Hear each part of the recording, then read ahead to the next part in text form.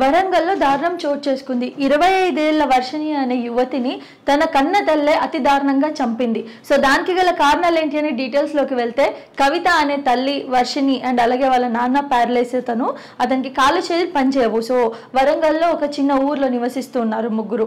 So ఈ క్రమంలో ఏంటంటే 2012లో అనుకుంటా వాళ్ళ హస్బెండ్కి, కవిత వాళ్ళ హస్బెండ్కి ప్యారలైసిస్ వచ్చి తను బెడ్కి అంకితం అయిపోయాడు. ఈ క్రమంలో వర్షిణి అంతా జాబ్ చేసుకుంటూ ఉండేది. అప్పుడప్పుడు బయట వెళ్ళి ఏదైనా పార్ట్ టైం జాబ్ చేస్తూ ఉండేది, లేదంటే చదువుకుని అలా ఇంట్లో ఉంటూ ఉండేది. ఒకతే కూతురు వీళ్ళిద్దరికి కూడా. సో ఈ క్రమంలో ఏమైంది అని అంటే, కవితకి పక్కూరు అతనితో అక్రమ సంబంధం అనేది ఏర్పడింది. ఇక్కడ వీళ్ళ హస్బెండ్ ఏం చేయలేని పరిస్థితిలో ఉన్నాడు, బయటికి వెళ్ళి జాబ్ చేయడం లేదు, ఏం లేదు, బెడ్కి అంకితం అయిపోయిన తర్వాత ఇరిటేట్ అయిపోయింది అమ్మాయి. కవిత అనే ఆవిడ ఇరిటేట్ అయిపోయేసి సొంత భర్తని మెత్తతో తన దమ్ము రాకుండా చేసి చంపేయడం జరిగిందనమాట. దీన్ని తను చాలా స్మార్ట్గా అయితే ఇది న్యాచురల్ డెత్ అన్నట్టుగా పోర్ట్రే చేయడం జరిగింది. సో తనకి హెల్త్ బాగాలేదు, అనారోగ్య కారణాల వల్ల చనిపోయాడని చెప్పేసి ఊర్లో చెప్పేసి అంతా అయిపోయింది, అంతా బాగానే ఉంది. ఈ క్రమంలో వర్షిణి చాలా డిప్రెస్ అయిపోయింది. మా నాన్న చనిపోవడం నేను తీసుకోలేకపోతున్నానని వాళ్ళ ఫ్రెండ్స్కి కూడా చెప్పడం జరిగిందంట. ఇదే క్రమంలో వర్షిణికి ఒక బాయ్ ఫ్రెండ్ కూడా ఉండేవాడు పక్కూరు అతను. సో అతనితో 1.5 year కిందే బ్రేకప్ అయిపోయిందని చెప్పేసి అంటూ ఉన్నారు. సో ఇదంతా మొత్తం ఎందుకు చెప్తున్నానంటే, ఎంత స్మార్ట్గా వాళ్ళ మమ్మీ అనేది ఇద్దరు మర్డర్ చేయడానికి ప్లాన్ చేసుకుందో అనేది అయితే చాలా క్లారిటీగా చెప్పొచ్చు. హస్బెండ్ ని మర్డర్ చేసేసింది, అంతా కూల్ అయిపోయింది, తప్పుదారి పట్టించేసింది, దాన్ని న్యాచురల్ డెత్ అని చెప్పింది, అందరు నమ్మారు, అంతా కూల్ గా ఉంది. సో ఈ విషయంలో ఎవరికి డౌట్ రాలేదు, ఎందుకంటే వాళ్ళ హస్బెండ్ ఆల్రెడీ బెడ్కి అంకితం అయిపోయి ఉన్నాడు, లేవలేని పరిస్థితి, చేతగాని పరిస్థితిలో ఉన్నాడు. కాబట్టి నిజంగానే చనిపోయాడేమో, న్యాచురల్ డెత్ ఏమో అని చెప్పేసి అందరు ఒప్పుకున్నారు, అంత అయిపోయింది. అసలు అనుమానం కూడా ఎవరికి రాలేదు. కానీ ఎక్కడో వర్షిణికి మాత్రం ఒక చిన్న అనుమానం అనేది ఉండేది వాళ్ళ మమ్మీ పైన. అమ్మ ఏదో చేస్తుంది, ఏదో జరుగుతుంది అని చెప్పేసి పక్కూరు అతను ప్రియుడితో కలిసి రావడం పోవడం అంతా చేస్తూ ఉండేది. ఈ క్రమంలో వర్షిణికి తెలిసిన విషయం ఏంటంటే, వాళ్ళ మమ్మీ అక్రమ సంబంధం పెట్టుకుంది పక్కూరు అతనితో అని చెప్పి వర్షిణి తెలుసుకుంది. అండ్ అలాగే వాళ్ళ నాన్నని చంపింది కూడా వాళ్ళ మమ్మీ అని చెప్పి వర్షిణి తెలుసుకుంది. తెలుసుకున్న తర్వాత క్వశ్చన్ చేయడంతో అతి దారుణంగా ఆ సొంత కన్న తల్లి వాళ్ళ ప్రియుడు ఇద్దరు కలిసి వర్షిణిని అయితే అతి దారుణంగా చంపారు. చంపిన తర్వాత 18 రోజుల పాటు ఫ్రిడ్జ్ లో ఆ శవాన్ని అయితే స్టోర్ చేసి ఉంచారు. ఆ తర్వాత కూడా ఇంకా స్మెల్ వస్తుంది, ఇది అవ్వదు, ఇది సెట్ అవ్వట్లేదు, ఏదో ఒకటి చెయ్యాలి అని అనుకున్న క్రమంలో వాళ్ళు పడ్డ అవన్నీ ప్లాన్ చేసినవన్నీ అయితే నానా విషయాలు కాదు అసలు. అవన్నీ కూడా క్లారిటీగా ఒక్కొక్కటి చెప్తాను. ఫస్ట్ ఏం చేశారంటే, వాళ్ళ ఊర్లో ఒక 3 మర్రి చెట్లు ఉంటాయి, పక్కన చెరువు ఉంటుంది. సో వీళ్ళ ఇల్లు ఎలా ఉందంటే, మీరు వీడియోస్ లో చూస్తే మీకు అర్థమవుతుంది, పక్కన మొత్తం ఊరికి చివరన ఉంది, దాని పక్కనే వీళ్ళకి ఏంటంటే చెరువు అనేది ఉందన్నమాట. సో వీళ్ళు ఏం చేశారు, చాలా ప్లాన్డ్ గా చంపేసి ఆ మొత్తం అన్ని కూడా బోన్స్ అన్ని కూడా మొత్తం విరగొట్టేశారు. ఆ అమ్మాయివి బోన్స్ అన్ని విరగొట్టి ఒక సంచిలో వేసేసి మర్రి చెట్టుకి ఎలాడ తీశారు. తీసిన తర్వాత అక్కడ ఉండే కొంతమంది బాగా స్మెల్ వస్తుంది ఏంటి అని భయపడి, మర్రి చెట్టుకి ఏదైనా దయ్యం పట్టిందేమో అందుకే స్మెల్ వస్తుందో అని చెప్పి భయపడి అక్కడ ఉన్న వాళ్ళు కూడా అక్కడి నుంచి పారిపోవడం జరిగింది. ఆ తర్వాత డైలీ వీళ్ళు వెళ్ళడము, అక్కడ జరుగుతున్నాయి చూడడము, ఆ శవాన్ని ఎవరైనా చూసారా లేదా అన్ని గమనిస్తూ ఉన్నారు. గమనిస్తూ ఉండగా అది కుళ్ళిపోయిన శవంది స్మెల్ ఏదైతే ఉందో అది ఎక్కువ రావడంతో మళ్ళీ దీన్ని ఇక్కడ నుంచి తీసి ఇంకేదైనా చేయాలన్న ప్లాన్ తో అక్కడ చెట్టుకి కట్టిన ఏదైతే డెడ్ బాడీ ఉందో దాన్ని తీసేసి చెరువులో పడేయాలని వీళ్ళైతే ఆలోచించారు. ఈ క్రమంలో వాళ్ళ ప్లాన్ అనేది సక్సెస్ అవ్వలేదు, ఎందుకంటే చెరువు చుట్టుపక్కన ఎవరు ఎప్పుడు తిరుగుతూ ఉండడం జరిగిందనమాట.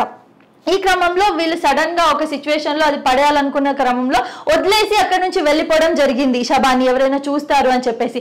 తర్వాత మళ్ళీ అక్కడికి వచ్చి నిమ్మకాయలు వేసి, జీడికాయలు వేసి, పసుపు కుంకుమ ఇవన్నీ వేసేసి దాని యొక్క చేతబడి రూపంలో కూడా వీళ్ళు తీసుకెళ్లాలని చెప్పేసి ఆలోచించారు. సో ఇదంతా మనం ఎందుకు ఇంత క్లియర్ గా చెప్తున్నామంటే, పోస్ట్ మార్టం అయిన తర్వాత తెలిసిన విషయాలు, ఇవన్నీ కూడా బయటకు వచ్చిన విషయాలు. పోస్ట్ మార్టం అయిన తర్వాత ఆ బాడీని చూసి పోస్ట్ మార్టం చేశారు పోలీసులు తీసుకెళ్లి. ఆ క్రమంలో తెలిసింది ఏంటంటే, ఆల్రెడీ 20 రోజులు అయిపోయింది అది చనిపోయి. కానీ అక్కడ పెట్టిన బొట్టు ఇవన్నీ చూస్తూ ఉంటే, ఒకవేళ అప్పటి నుంచి శవం అక్కడే ఉంటే వర్షం పడిందంట, భారీ ఎత్తున ఆ ఊర్లో వర్షం పడడంతో ఆ బొట్టు అనేది చెదిరిపోయి ఉండాల్సింది. కానీ ఎక్కడ పెట్టిన కాళ్ళకి చేతుకు ఎక్కడెక్కడైతే తనకి బొట్లు పెట్టారో అదంతా కూడా క్లియర్ గా అలాగే ఉండడంతో అనుమానం వచ్చింది. వచ్చిన తర్వాత తీసుకెళ్లి ఇన్వెస్టిగేషన్ చేస్తే వాళ్ళ తల్లి అయితే అన్ని నిజాలు ఒప్పుకోవడం జరిగింది. సో ఇద్దరు మర్డర్ తల్లే చేసింది అని చెప్పి తను ఒప్పుకోవడం జరిగింది. చాలా స్మార్ట్ గా ప్లాన్ చేసింది, కానీ అది వర్కౌట్ అవ్వలేదు. సో ఇప్పుడు ఎవరైతే తల్లి కవిత ఉందో, కవిత అండ్ వాళ్ళ ప్రియుడు ఇద్దరు కూడా ఇప్పుడు వాళ్ళు జైల్లో ఉన్నారు. సో వాళ్ళ మీద ఇన్వెస్టిగేషన్ అంతా కూడా జరుగుతుంది. ఈ క్రమంలో వీళ్ళు ఇంకోటి ఏం చేశారనంటే, వాళ్ళ ప్రియుడు వదిలేసిందన్న దాంతో కోపంతో వాళ్ళ ప్రియుడే చంపడానికి ట్రై చేశారని ఒకటి, ఇంకొకటి చేతబడి అని చెప్పేసి ఒకటి, ఇంకేదో చెప్పారు, నరబలి ఇవ్వాలని చెప్పేసి ఎవరో చెప్పడంతో బాబా దగ్గరికి తీసుకెళ్లి నరబలి ఇచ్చారని. సో ఇవన్నీ కూడా చాలా రకాలుగా ఈ కేసుని పోర్ట్రే చేయడానికి అయితే ట్రై చేశారు. But end of the day తెలిసిపోయింది. అన్నిటికంటే ముఖ్యమైనది ఏంటంటే, బాగా అనుమానం వచ్చింది ఏంటంటే పోలీసులకి, అంతవరకు సరే నిజమేనేమో, ఊర్లలో చేతబడి అనేది కామన్, ఇదంతా కూడా వాళ్ళు ఆలోచిస్తున్న క్రమంలో సో మనకి ప్రెస్ మీట్ లో వాళ్ళు చెప్పింది ఏంటి అని అంటే, శవం ఎక్కడైతే సంచిలో కట్టేసి ఉందో అక్కడ ఆధార్ కార్డుది ఫుల్ ఆధార్ కార్డు ఉంటది కదా ఎవరికైనా, లేదా చిన్న ఆధార్ కార్డు ఉంటది. ఇవి రెండు కాకుండా ఫుల్ ఆధార్ కార్డు ఏదైతే మనకి ఎండింగ్ ఎడ్జ్ పాయింట్ ఉంటుందో పైన ఫోటో కాకుండా అది చింపేసి అక్కడ పడేయడం జరిగింది.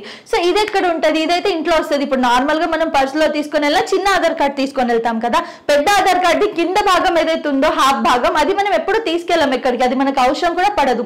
అది కట్ చేసి పడేయడంతో అసలు ఇది ఇంట్లో నుంచే కదా వచ్చేది, ఏంటి ఏం జరుగుతుంది అని చెప్పి పూర్తి ఇన్వెస్టిగేషన్ చేసిన తర్వాత తెలిసిన విషయం ఏంటంటే వాళ్ళ తల్లే హత్య చేసిందని. సో ఈ క్రమంలో ఎందుకు చంపారు ఏంటి అని తెలుసుకుంటే, ఆల్రెడీ వాళ్ళ హస్బెండ్ ని చంపేసింది. హస్బెండ్ ని చంపిన తర్వాత ఈ అమ్మాయికి తెలిసిపోయింది ఈ అక్రమ సంబంధం పెట్టుకుంది, ఈమె ఏదో చేస్తుంది, మా నాన్నని కూడా తినే చంపిందని తెలిసిన తర్వాత మళ్ళీ ఈ అమ్మాయిని కూడా చంపేసి, అతి దారుణంగా చంపేసి మంచిగా దీన్ని క్లియర్ గా ఎండ్ చేసేద్దామని అనుకుంది. ఎందుకంటే ఆల్రెడీ హస్బెండ్ ని చంపింది, అది ఎవరికి తెలియలేదు కాబట్టి.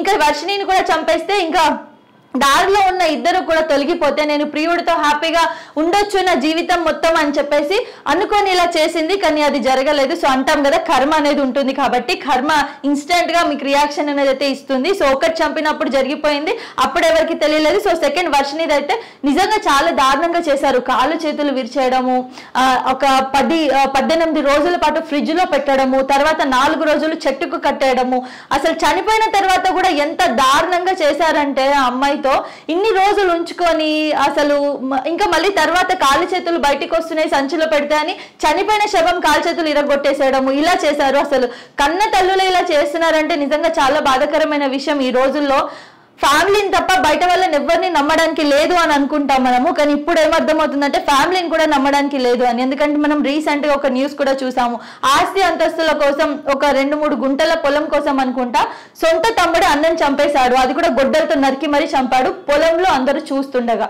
సో మనం సొంతలను కూడా నమ్మడానికి లేదు అనడానికి ఒక మంచి రీజన్ అయితే అవుతుంది ఈ వర్షిణి కేసు. సో మొత్తానికి డీటెయిల్స్ అన్ని బయటకు వచ్చాయి. పోస్ట్ మార్టం తో మర్డర్ అని తెలిసింది. అమ్మనైతే ఇప్పుడు తీసుకెళ్లారు. సో వాళ్ళ కఠినమైన శిక్ష పడాలని అయితే మనం కోరుకుందాం. మరి సొంత కూతుర్ని తల్లి చంపడం, దీనిపైన మీరేమనుకుంటున్నారో మీ అభిప్రాయం అయితే కామెంట్ రూపంలో తెలియజేయండి.